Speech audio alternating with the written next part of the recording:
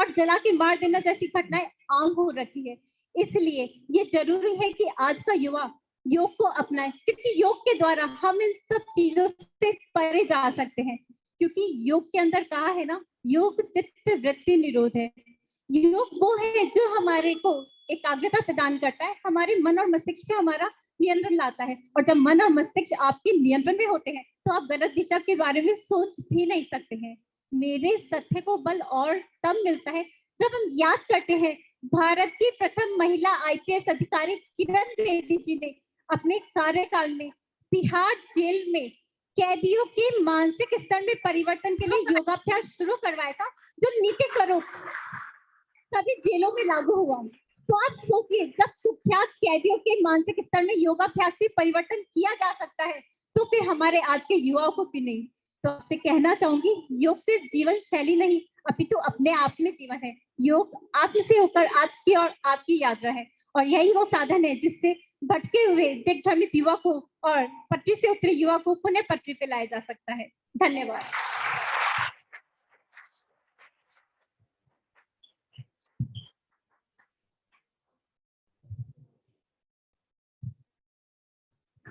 Good afternoon teachers, my friends. अभी अभी जो है हमारे अपोजिट कैंप में काफी कुछ बोला है, तो पहले मैं अपने आप को इंट्रोड्यूस कराता हूँ। My name Shivraj Kumar, J10, और मेरा सब्जेक्ट है योगा। योगाभ्यास कैन रिफॉर्म स्पॉइल्ड यंगस्टर्स। काफी कुछ बोला है, लेकिन कोई रेफरेंस मैंने कोई बुक या कोई उसके सपोर्ट में कोई भी ऐसा नहीं सुना है। So I would like to just give one reference book, and I would like to support the reform part.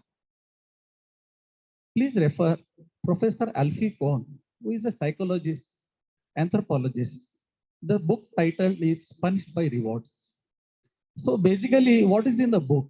The book says reforms can be done by praise, punishment, and rewards. So coming to my subject, I would like to just go one by one. Who is a spoiled youngster? A spoiled youngster is overindulgent, egocentric, self-centered, and who thinks that the world is revolving around him. He thinks that he's a pivot, he's a fulcrum. So with this mindset, he is a basically unstable and unsteady and a fragile mind. So do you think that this fragile mind can do yoga abhyas? Definitely no. So what has to be done? Basically, they have to be reformed. So how do we do reforms? So the reforms have to be done through counseling, empathy, confidence building, positive reinforcement.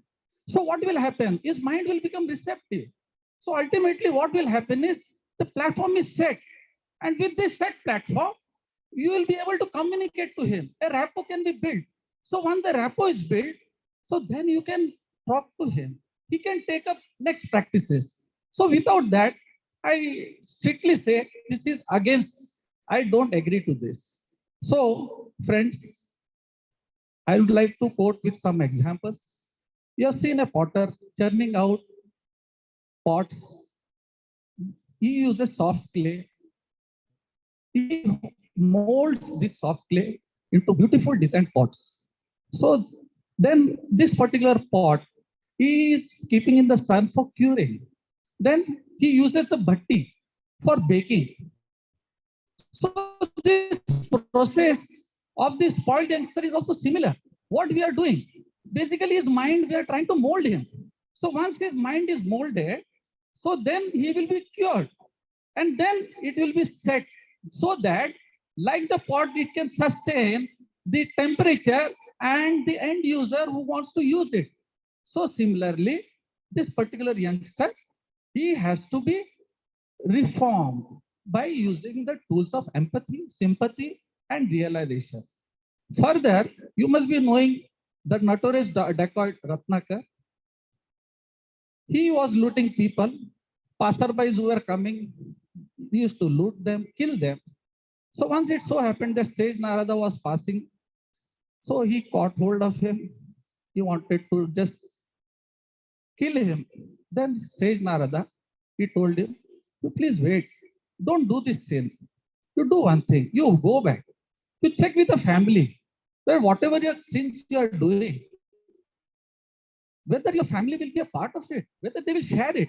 So he goes back. When he goes back, he checks with his family.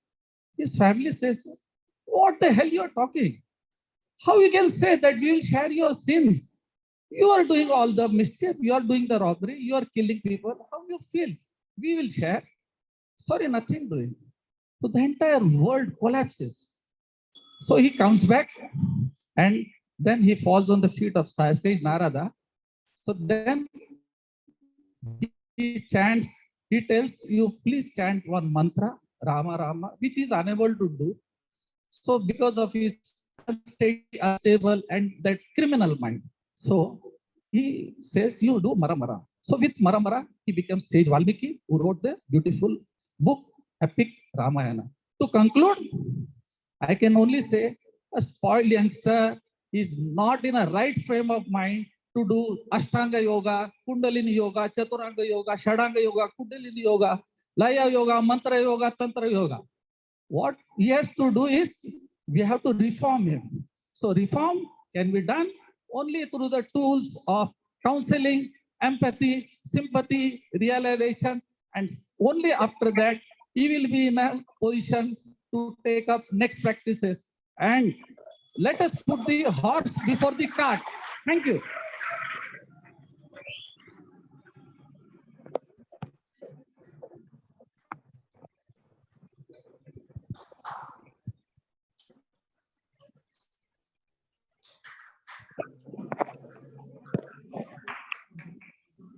दोस्तों नमस्कार, मेरा नाम अनुज शर्मा है। मैं आज के विषय के पक्ष में अपने विचार रखूंगा। आज का विषय है, आपने सुन लिया है, योगाभ्यास कैन रिफॉर्म स्पॉइल्ड यंगस्टर्स। मेरे मित्र अभी आए और उन्होंने बताया कि योग से कुछ नहीं हो सकता है। आप इतने दिनों से योग सीख रहे हैं तो आपने उसके सेंट्रल इफेक्ट पढ़े होंगे। है, कोई बात नहीं, मैं अभी बताता हूँ एक एक करके। योग है क्या? पहले तो योग मनुष्य के शरीर, आत्मा और अध्यात्म के जोड़ने का एक साधन है, उससे जोड़ता है। दूसरी बात, यंगस्टर्स को यदि सुधारने की बात आती है तो सबसे पहले उसकी सोच में मूल परिवर्तन करना है। मूल परिवर्तन कैसे होगा? तो उसके लिए हमारे पास माध्यम है। योग में बहुत सारे तरीके हैं उसकी सोच बदलने के लिए। अच्छा, अब योग का एक पार्ट देखते हैं। योग में 3 मुख्य पार्ट हैं। एक उसका तत्व ज्ञान है, एक उसका कोड ऑफ कंडक्ट है, आचार संहिता है, और एक के अंदर बताएगी तकनीक है। तो उसके तत्व ज्ञान में क्या बताया गया है? पंचकोश के बारे में बताया गया है। अनान्या कोश, प्राण कोश, मनोमय कोश एंड विज्ञान कोश और आनंद कोश। तो इसमें पहले 3 कोश जो हैं वो तो सभी जानवरों के अंदर भी, आदमियों के अंदर भी, सबके अंदर होते हैं, उनका इतना महत्व नहीं है। लेकिन जो चौथा कोश है यानी विज्ञान में कोश, उससे विवेक बुद्धि जागृत होती है। जब उसको हम स्ट्रॉन्ग करेंगे, उसको मजबूत करेंगे, तब उसके अंदर गलत और सही के बारे में जानकारी, उसको डिसीजन करने को मिलेगा, और तब उसको समझ में आएगा कि मैं जो कर रहा हूँ वो गलत कर रहा हूँ, इसको सही रास्ते पे जाना है मुझे। तो सबसे पहले उसकी विवेक बुद्धि जागृत करनी है उस युवक को। ये इसका तत्व ज्ञान के बारे में हो गया। आचार संहिता के बारे में तो मेरे साथी ने पहले ही बता दिया है। अभी मैं तीसरे पहलू यानी कि तकनीक के बारे में बताऊंगा। आप तो रोज आसन, बंद और मुद्रा वगैरह करते ही हैं, तो इसके लोकल इफेक्ट्स और जो एसोसिएटेड इफेक्ट्स हैं वो आप देखते ही हैं। उनसे क्या होता है? शरीर की क्रिया प्रणाली सुधरती है, उसकी कार्य क्षमता बढ़ती है, लेकिन उससे भी महत्वपूर्ण है उसका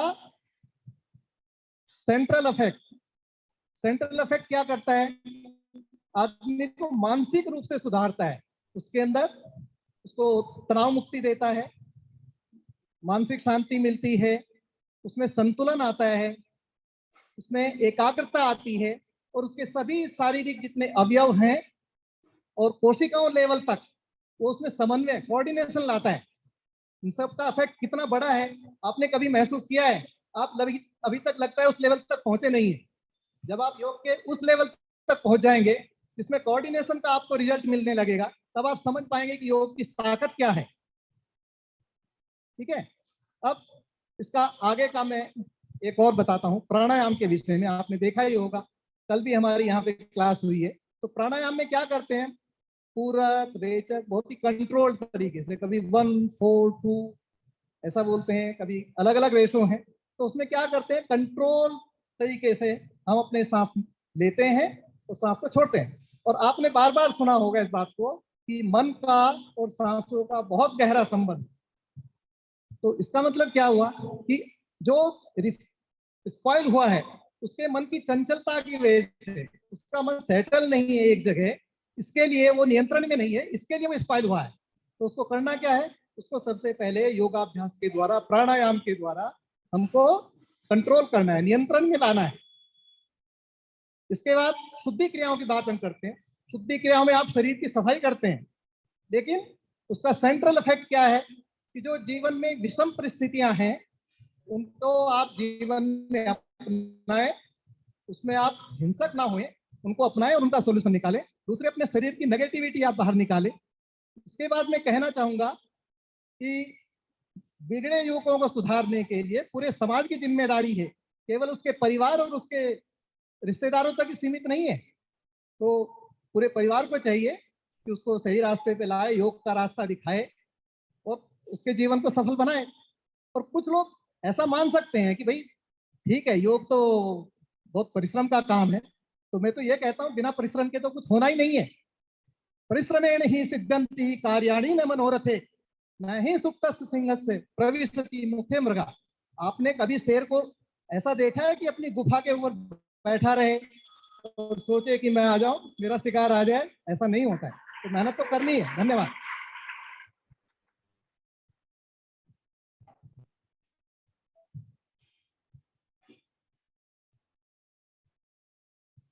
नमस्कार दोस्तों, मैं श्वेता देशमुख, J12 आज आपके सामने विषय क्या योग अभ्यास से युवाओं को, बिगड़े हुए युवाओं को सुधारा जा सकता है, इस पे बात करने वाली हूँ, चर्चा करने आई हूँ। और मैं इस विषय के अपक्ष में अपने मुद्दे रखने वाली हूँ।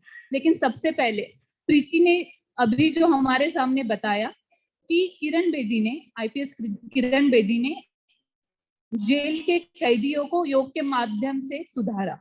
लेकिन मैं प्रीति को याद दिलाना चाहूंगी, जब तक इंसान में रियलाइजेशन नहीं आता कोई भी बदलाव संभव नहीं है। तो ये कैदी जो थे उनको पता था कि उन्होंने जिंदगी में गलतियां की है, इसके कारण वो बदल पाए और योग उनको उस माध्यम से, योग के माध्यम से वो बदलाव उनमें आया। दूसरा मुद्दा प्राणायाम का, जो आनंद सर ने बोला है। मैं आनंद सर को बता दूं कि हठ प्रदीपिका में एक श्लोक लिखा है जिसमें लिखा है, प्राणायामादि युक्तेन सर्व रोग क्षय भवते, अयुक्त अभ्यास योगेन सर्व रोग समुद्भव। मतलब अगर गलत तरीके से प्राणायाम करेंगे तो सब रोग, वो सभी रोगों को अपने तरफ अट्रैक्ट करेगा। अगर सही तरीके से प्राणायाम करेंगे तो ही उसका बेनिफिट हमें मिलेगा। तो ये जो युवा बिगड़े हुए हैं, जो बहुत ज्यादा नकारात्मक वृत्ति के हैं, क्या उनमें प्राणायाम कोई इफेक्ट दे पाएगा? नहीं। अभी विषय के और आगे बढ़ते हुए आप सभी को पता चल गया है कि युवा कौन है। इसमें बस मैं एक एडिशन देना चाहूंगी कि युवा, उनकी एज या उनकी आयु होती है लगभग 12 से लेके 19-20 साल। मतलब अंग्रेजी में हम उसको टीनेज कह सकते हैं। और ये उम्र में उनमें मानसिक और शारीरिक विकास होते रहता है। सही गलत का निर्णय करने की क्षमता उनमें आती है। तो उनको पता होता है कि वो गलत मार्ग में है, बट वो अपने आप में इतने इन्वॉल्व होते हैं कि आस पड़ोस के लोग, समाज के बनाए हुए नियम, इन सब का उनको कोई फर्क नहीं पड़ता। तो जो अष्टांग के पहले 2 अंग है, यम और नियम, इनका उनमें अभाव होता है। और ऐसे युवाओं से आप योग कैसे कराएंगे? उनमें बहिरंग योग ही नहीं आएगा तो अंतरंग योग तो काफी लंबा, उनका काफी लंबा जर्नी हो जाएगा। अभी मैं जो कह रही हूँ उसको मैं एक उदाहरण के माध्यम से समझाना चाहूंगी। हर एक चीज की अपनी प्रोसेस होते हैं, अपना समय होता है। मैं ये नहीं कह रही हूँ कि योग के माध्यम से युवाओं में बदलाव नहीं लाया जा सकता। बट उस बदलाव को लाने के लिए पहले उनको वो लेवल पे लाना पड़ेगा। जैसे स्टेनलेस स्टील मतलब फौलाद बनाने की अपनी एक प्रोसेस है जो लोह खनिज से बनता है। लोह खनिज को ब्लास्ट फर्नेस में डाल के उससे पिग आयरन बनता है, उससे बाद में कास्ट आयरन बनता है, कास्ट आयरन से लोहा बनता है, और उस लोहे में जब निकेल और क्रोमियम जैसे घटक मिलते हैं तब जाके फौलाद बनता है।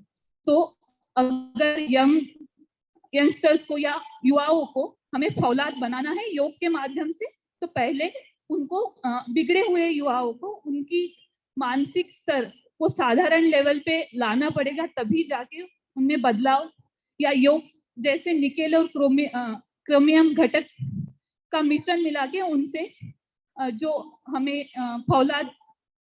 फौलादी युवा मिल सकते हैं। इसको और सिंपल तरीके से अगर मैं बताऊं तो बंजर जमीन पे कोई भी पौधा नहीं आ सकता। उस बंजर जमीन को हमें उर्वरक बनाना होता है और उस तभी जाके उस जमीन से हमें पौधा मिलता है। तो उर्वरक बनाने की अपनी एक प्रोसेस है। जो मैं कहना चाह रही हूँ कि ये युवाओं को रियलाइजेशन, रिहैबिलिटेशन, सिंपैथी, एम्पैथी, इन माध्यमों से एक साधारण मानसिक स्तर पे लाना पड़ेगा, तभी जाके इनमें बदलाव आ सकता है। और आप सभी जानते होंगे संजय दत्त, वो एकदम उपयुक्त उदाहरण है बिगड़े हुए युवाओं का। क्या वो योग के माध्यम से उसमें बदलाव आया? नहीं। उसको पनिशमेंट, रिवॉर्ड, ये सारी जो रिफॉर्म्स की दूसरे अंग है उनकी मदद लेनी पड़ी। तो अंत में मैं यही कहना चाहूंगी कि बिगड़ना या लापरवाह जो भी बिगड़े हुए युवाओं के एग्जाम्पल्स है, उनका काफी नजदीकी रिलेशन है मानसिक विकार से। और अगर मानसिक विकार है वो एक बीमारी है, उसके लिए आपको साइकेट्रिस्ट या मनो चिकित्सक के पास ही जाना पड़ेगा। योग उसमें कोई मदद नहीं कर सकता। धन्यवाद।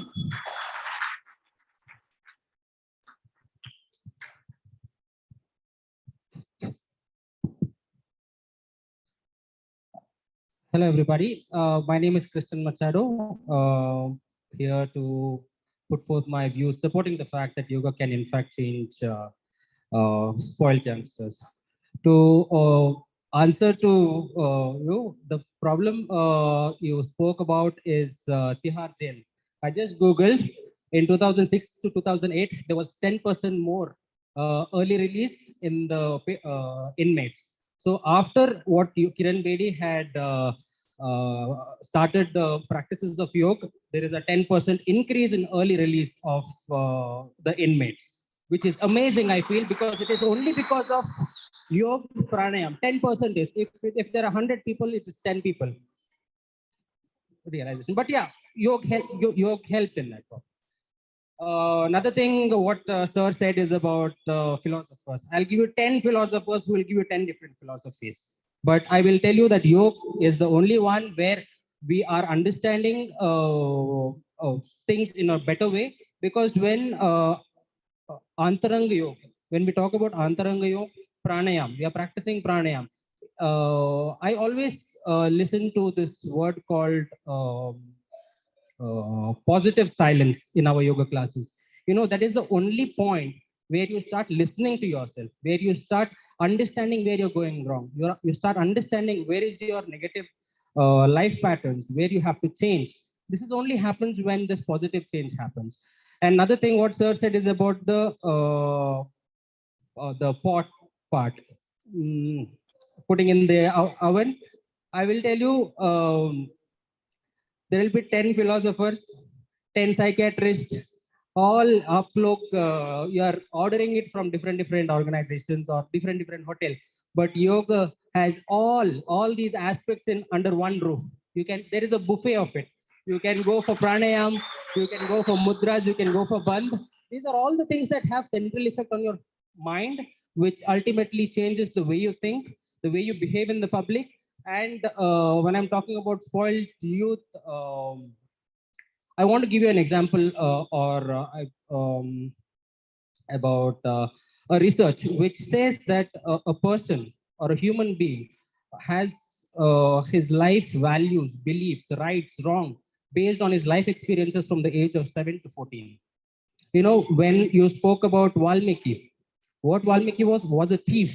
And his situation at that point of time, why he was a thief, is because there was a drought for 12 years and there was nothing for them to eat. And he resorted to robbery. And then you said that he did Mara Mara Mara and it became Rama Rama. It is nothing but Bhakti Yoga. I'll for your kind information. So this is Bhakti Yoga, and that is why yoga is very important in transformation of people, in transformation, life-changing decisions that you take. It is very helpful in that. And another example that I want to give you is of Angulimal. This guy was a dacoit. He would kill people and he would cut their little fingers, and he would make a necklace and wear it around his neck so that he can scare more people and extract more money. This guy came into contact with Lord Buddha, and today he is the patron saint in South and Southeast Asia, and he is being, worshipped. Exactly. So these are the changes that you tend to see. Another thing, what I wanted to talk about is central effect. To add to what Sharmaji said, is that when we are on a journey of change, we get a lot of distractions. We are constantly thinking about a lot of distractions, constantly thinking about work or other social activities, but we do not think about ourselves, and we are unaware that we are going astray. We are unaware that we are spoiled. Probably they do not know it because they have not heard themselves. So it is in pranayam and yoga asanas, when you have this positive silence, is when you start realizing that this is something that I'm doing wrong. This is something I need to take this path. So I feel yoga has massive benefits, and I think yoga can truly transform spoiled youth. Thank you.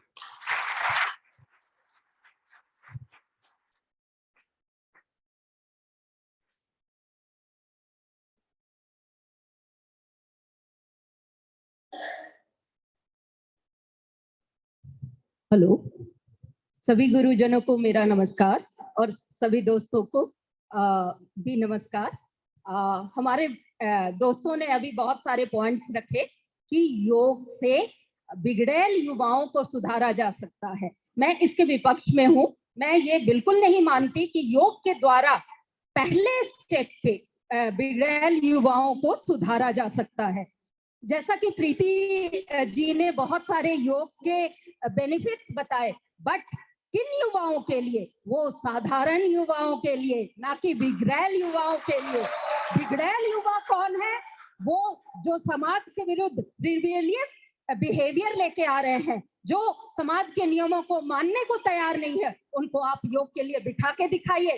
भाई, किताबी तौर पे बोलना बहुत आसान है, वास्तविकता के धरातल पर उतर कर बात कीजिए। हम एक युवक की माता होने के नाते मैं एक साधारण बच्चे की बात बताती हूँ। जब वो मोबाइल लेके बैठता है तो उसको मोबाइल से निकालना एक बड़ा टास्क होता है। सारे जितने भी पेरेंट्स हैं इस बात से सहमत होंगे। और यहाँ तो हम बिगड़ैल युवाओं की बात कर रहे हैं। आनंद सर ने बोला यौगिक क्रियाओं के बारे में, छठ क्रियाओं के बारे में। हमें छठ क्रियाओं से पहले क्या बोला जाता है? क्या आप तैयार हैं? क्रिया करने के लिए रेडी है मानसिक रूप से? अगर मानसिक रूप से वो तैयार नहीं है तो क्या खाकी आप क्रिया करवा लीजिएगा? क्या खाकी आसन करवा लीजिएगा? क्या खाकी प्राणायाम करवा लीजिएगा? कुछ उदाहरण देकर मैं बताना चाहती हूँ कि किन युवाओं की बात कर रहे हैं हम। कुछ 2-3 महीने पहले व्हाट्सएप पे एक वीडियो वायरल हुआ था, शायद आप लोगों ने देखा होगा। एक युवक जो उसकी माँ ने वीडियो गेम या मोबाइल गेम, एग्जैक्टली मुझे याद नहीं है, लेकिन उसको खेलने से उसको मना किया, तो उसका रिएक्शन देखने लायक था। उसने घर को पूरा तोड़ फोड़ के तहस नहस कर दिया था।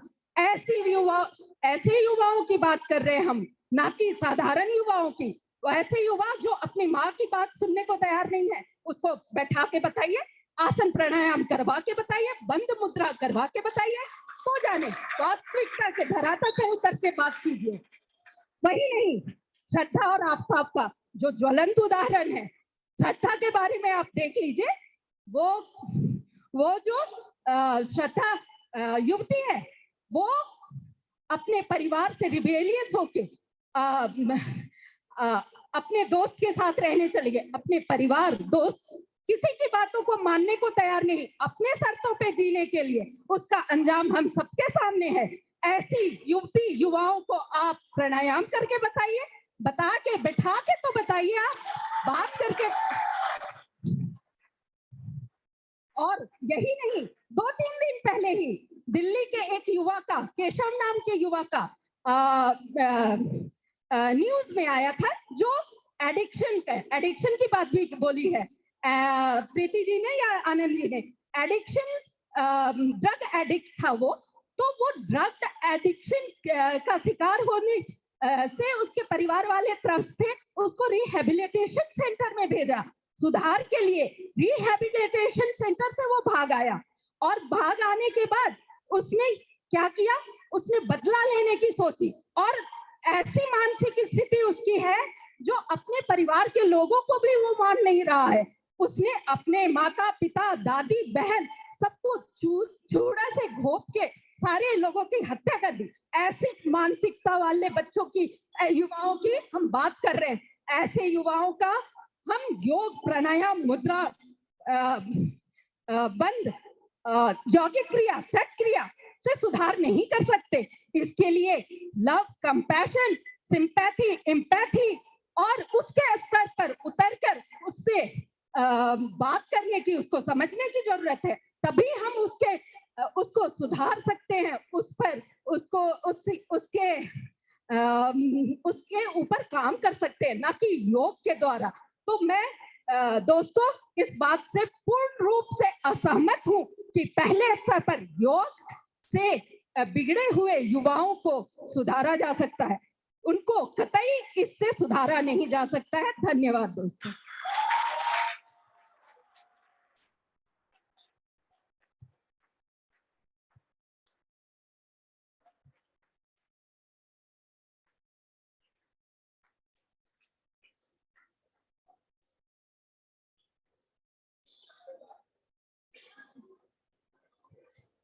Hello.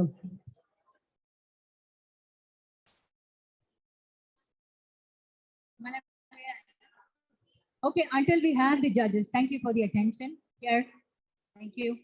Okay, until we have the judges getting ready with your scores, and thank you. Until they get their act together, we will get our entertainment channel going. And so we call upon Mrugna and team. Mrugna and team are going to do a dance performance. All the best.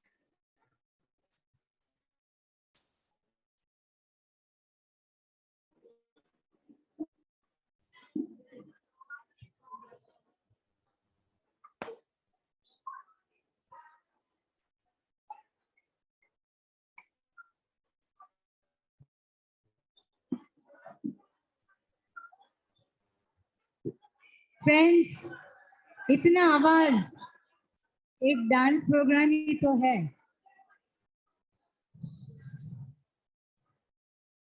This is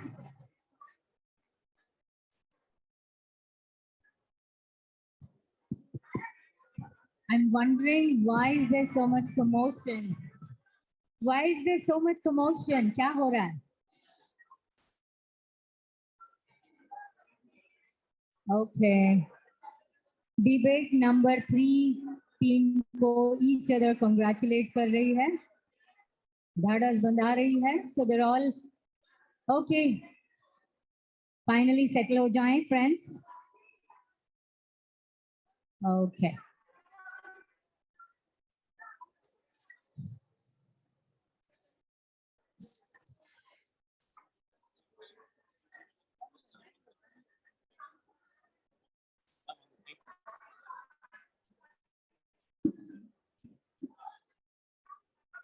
Hello. Please silent.